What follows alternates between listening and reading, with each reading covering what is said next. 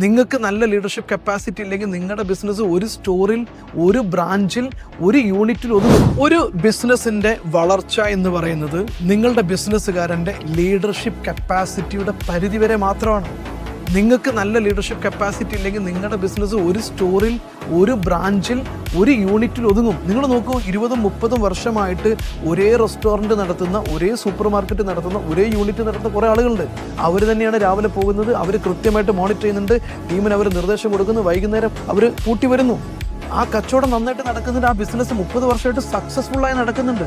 പക്ഷേ രണ്ടാമത്തൊരു ബ്രാഞ്ചിലേക്ക്, രണ്ടാമത്തൊരു യൂണിറ്റിലേക്ക്, അല്ലെങ്കിൽ മൂന്നാമത്തൊരു സ്റ്റോറിലേക്ക് ആ ബിസിനസ് പല ബിസിനസ്സുകാർക്കും കൊണ്ടു നടക്കാൻ കഴിയാത്തത് ബിസിനസ് കൊണ്ടു നടക്കാൻ അറിയാത്തത് കൊണ്ടല്ല, പ്രൊഡക്റ്റ് ഉണ്ടാക്കാൻ അറിയാത്തത് കൊണ്ടല്ല, മാർക്കറ്റിംഗ് സ്ട്രാറ്റജി അറിയാത്തത് കൊണ്ടല്ല, മറിച്ച് ലീഡർഷിപ്പ് സ്കില്ലില്ലാത്തതാണ്.